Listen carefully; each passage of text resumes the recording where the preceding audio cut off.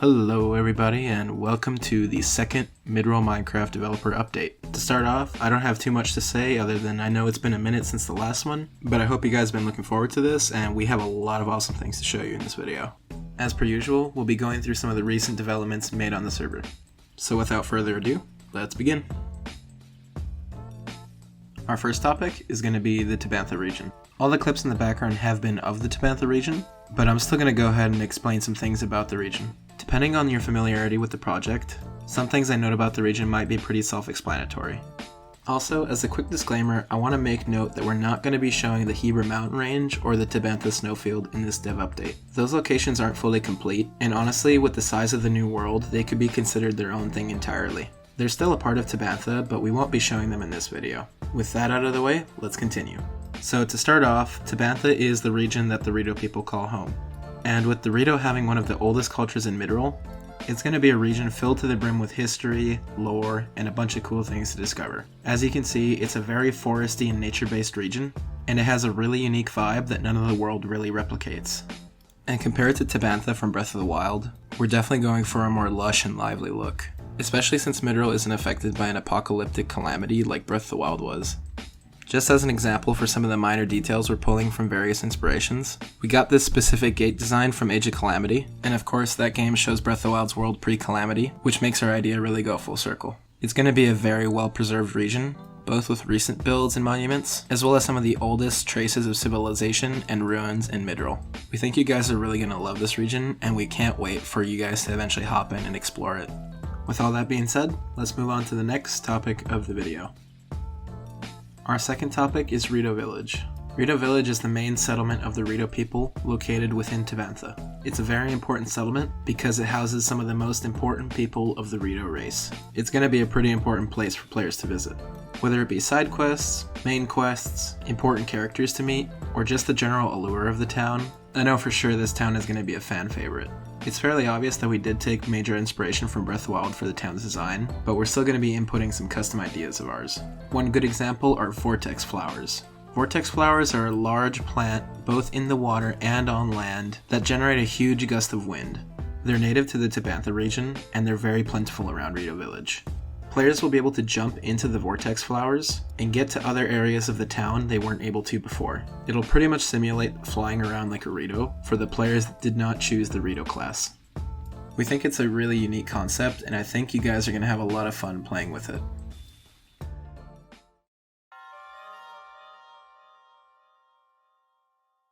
And now, on to our third topic, shrines. Recently we made a demo shrine, and honestly I have to say that it is like the best looking Zelda shrine in Minecraft. Whether it be another Zelda Minecraft project or just a one-off build, I can wholeheartedly say that we have perfected the formula to recreate a shrine in Minecraft. As I was saying earlier, this is a demo shrine, so technically the actual gameplay to it isn't actually implemented yet, and it's mostly meant to be a visual showcase with some light gameplay elements like our floating platforms. And speaking of which, here's those in action. Hopefully the sight of these make you guys excited because it absolutely made us go through the roof. The shrine really feels immersive and it feels like it's finally coming to life. We really hope you guys are excited to play some shrines in Alpha Test 2, because we're definitely shooting to have at least a few completed for you guys so you can play through and give us feedback.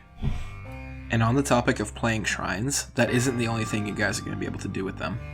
For a while now, we've been planning and concepting a shrine builder concept, kind of similar to something like Mario Maker 2 or something in that vein, where players can be plopped into a build world and create shrines of their own imaginations.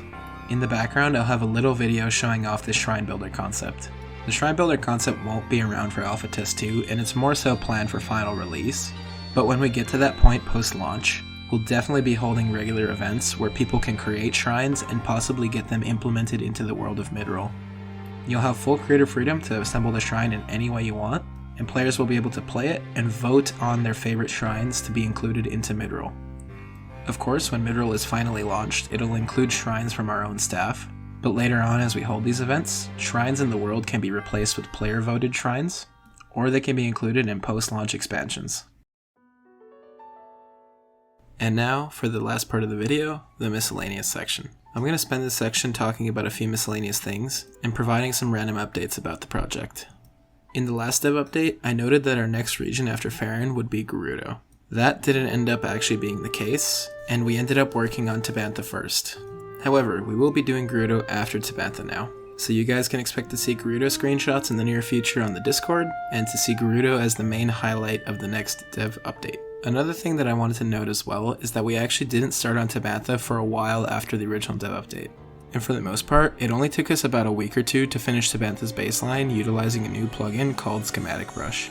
With Schematic Brush, we're easily able to create major details in a landscape, such as placing trees down, or rocks, or other various schematics in World Edit. And honestly, this one plugin alone is contributing so much to how much faster we can complete these regions. I can guarantee that the progress and pace of the project now is going to move a lot faster with the Schematic Brush.